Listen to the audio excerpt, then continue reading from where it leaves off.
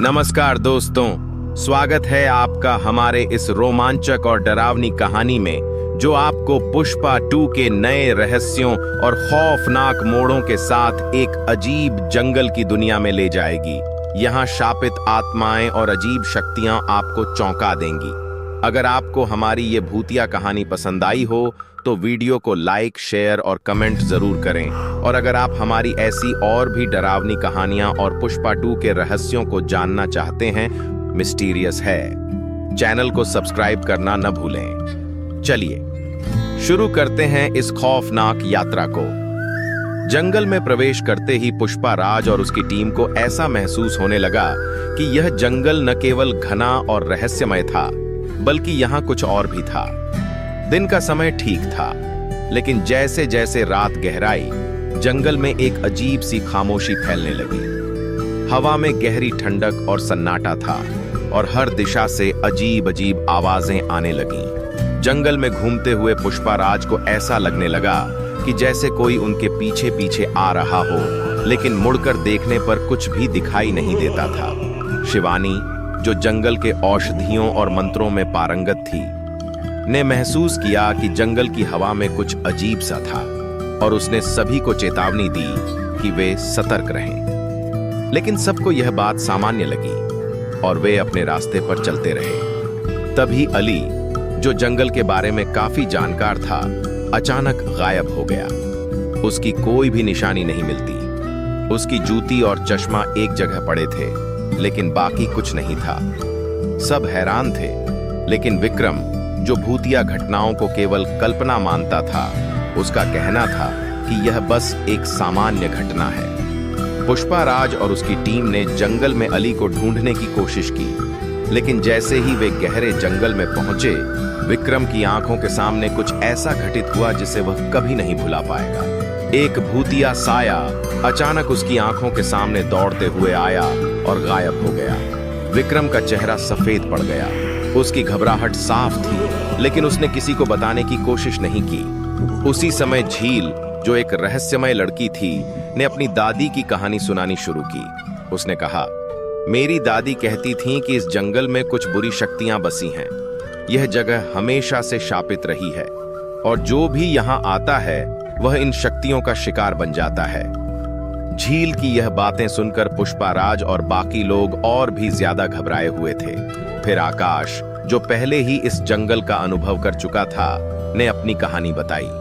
उसने कहा, जब मैं यहाँ पहली बार आया था तो मुझे भी लगा था कि यह जगह सामान्य है, लेकिन कुछ समय बाद मुझे एहसास हुआ कि यह जंगल एक अदृश्य शक्ति से भरा हुआ है। बहुत से लोग यहाँ खो गए हैं और मैं खुद भी एक बार उस शक्ति से जूझ चुका था। आकाश की बातों से पुष्पा राज और बाकी लोग समझ गए कि यहाँ कुछ न कुछ गलत है। तभी नदी, जो पहले तो केवल एक सुंदर और रहस्यमय लड़की के रूप में उन्हें मिली थी, ने अपनी असली पहचान उजागर की। वह दरअसल एक शापित शापे शिफ्टर थी, जिसे एक राक्षस ने अपनी दास बना लिया था। नदी ने कहा, मैं जानती हूं कि तुम्हें शांति से बाहर निकलने का रास्ता चाहिए। मैं तुम्हारी मदद कर सकती हूं, लेकिन तुम्हें मेरी मदद लेनी होगी। नदी की बातों ने टीम को और अधिक उलझन में डाल दिया। क्या वह सचमुच उनकी मदद करना चाहती थी या फिर उसकी अपनी कोई खतरनाक योजना थी? पुष्पा राज और उसकी टीम ने तय किया कि वे इस जंगल के रहस्यों को सुलझाएंगे और राक्षस का सामना करेंगे। जैसे ही वे जंगल के अंदर बढ़े, उन्हें एक पुराना मंदिर मिला जो अब खंडहर में तब्दील हो चुका था। मंदिर के भीतर एक अजीब सी नीरवता थी, लेकिन तभी सबकी नजरें उस विचित्र और भूतिया प्राणी पर पड़ी, जो मंदिर के अंदर किसी खौफनाक ताकत के रूप में मौजूद था। वह प्राणी दिव्यांश था, जो कभी इस जंगल का मालिक हुआ करता था और अब एक शापित राक्षस के रूप में यहाँ बसा हुआ था। तुम लोग इस जंगल से कभी बाहर नहीं जा सकोगे। दिव्यांश की आवाज गहरी और भयानक थी। उसकी आंखों में एक खौफनाक लाल चमक थी। मैंने इस जंगल को शापित कर दिया है और अब तुम सब इस शाप का हिस्सा बन चुके हो। पुष्पा राज और उसकी टीम ने हिम्मत जुटाई और राक्षस का सामना किया, लेकिन दिव्यांश की शक्ति बहुत अधिक थी। वह जंगल की आत्माओं को आदेश देता था और अचानक टीम को चारों ओर से घेर लिया गया। विक्रम और शिवानी अलग हो गए थे, जबकि झील को दिव्यांश के जादू ने अपनी जकड़ में ले लिया।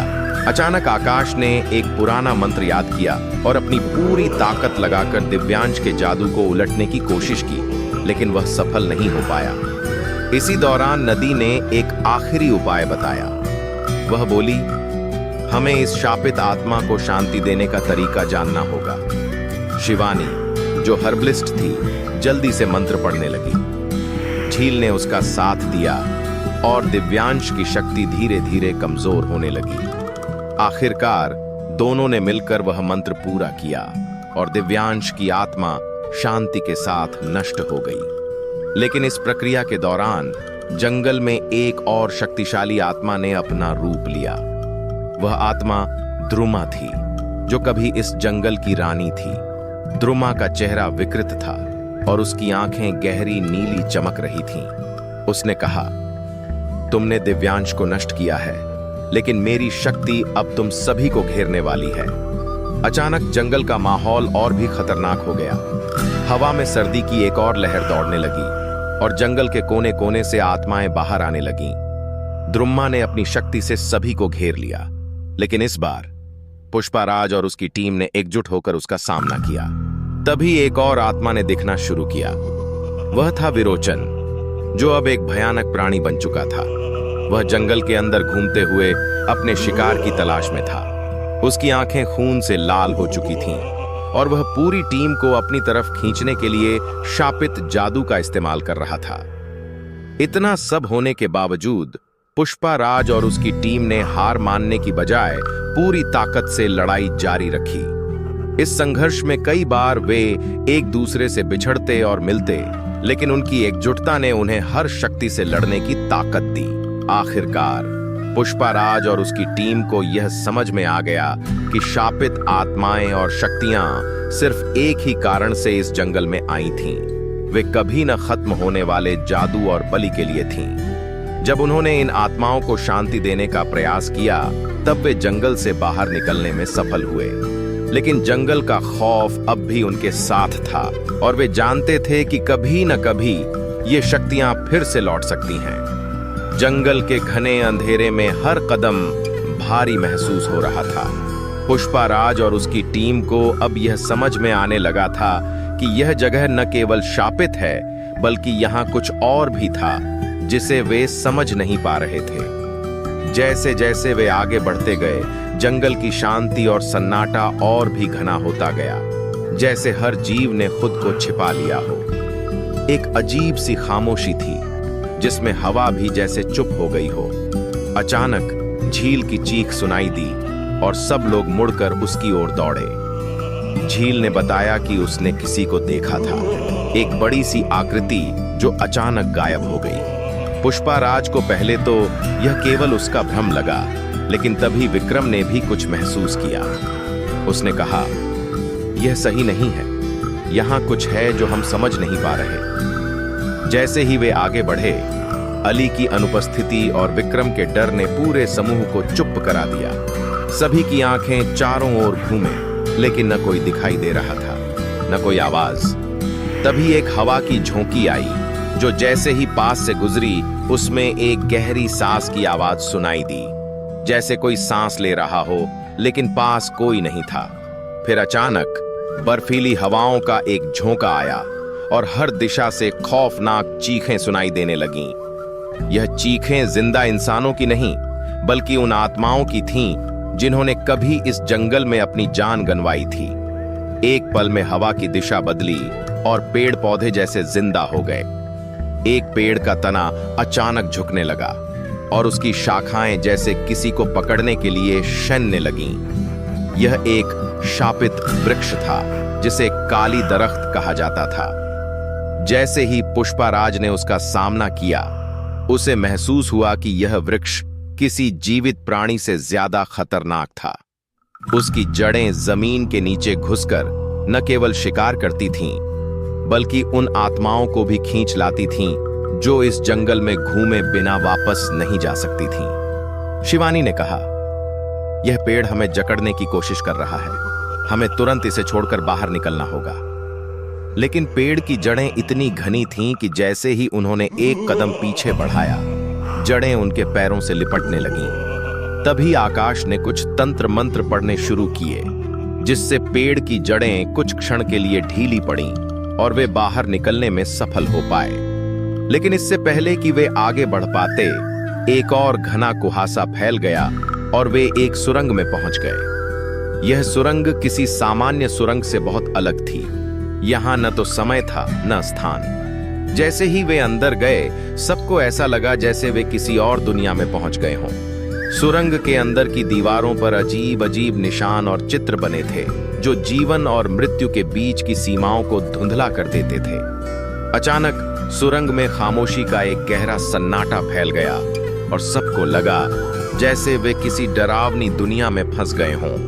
यह सुरंग उनकी कल्पना से बाहर की दुनिया थी, जिसमें कुछ और शक्ति बसी हुई थी। कुछ दूर चलने के बाद वे अचानक एक दरवाजे से टकराए, जो बिना किसी कारण के खुल गया।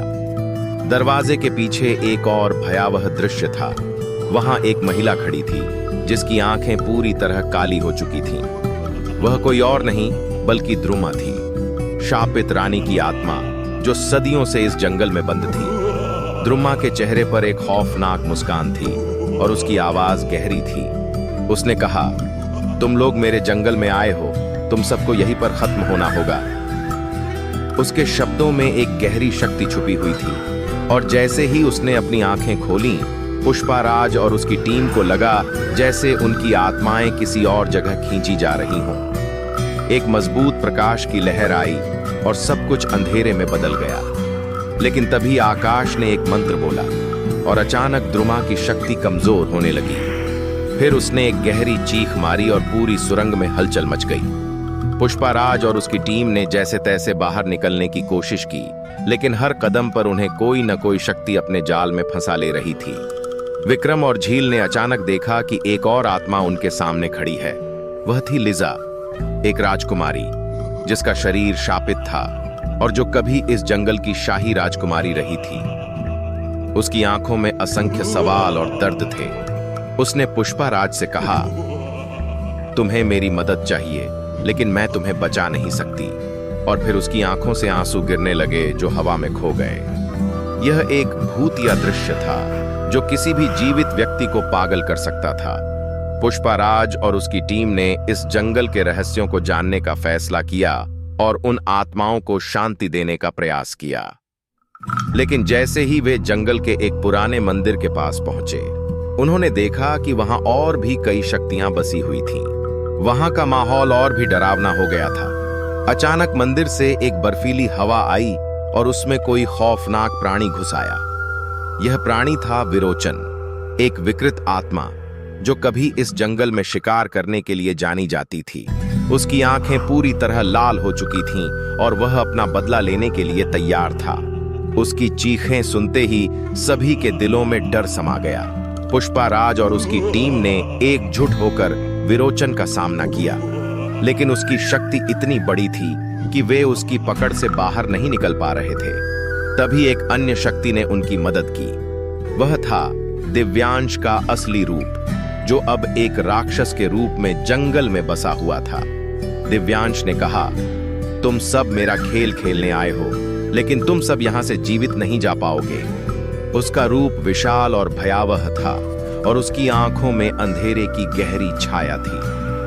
पुष्पाराज और उसकी टीम ने अंततः एक अदृश्य शक्ति को महसूस किया, जो उन्हें अपनी गिरफ्त में ले रही थी। उनके पास कोई रास्ता नहीं था, लेकिन उन्होंने अपनी पूरी ताकत से लड़ाई जारी रखी। हर शापित आत्मा के साथ संघर्ष करते हुए वे अपने डर को परे रखते हुए आगे बढ़े।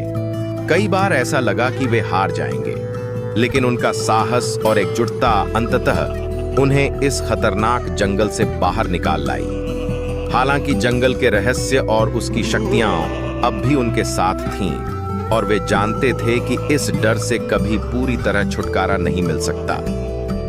तो दोस्तों, इस खौफनाक और रहस्यमय यात्रा का यही अंत था।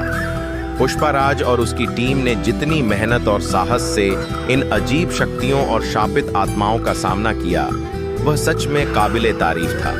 लेकिन इस जंगल के रहस्यों और भूतिया शक्तियों का खात्मा करना अभी बाकी है। क्या वे कभी इस भूतिया जंगल से पूरी तरह मुक्त हो पाएंगे? यह सवाल हमें हमेशा हैरान करता रहेगा। अगर आपको हमारी कहानी पसंद आई हो तो वीडियो को लाइक, शेयर और कमेंट जरूर करें। और ऐसी और भी रोमांचक और डरावनी कहानियों के लिए हमारे मिस्टीरियस है उन्हें चैनल को सब्सक्राइब करना न भूलें। फिर मिलते हैं एक नई रहस्यमय कहानी के साथ।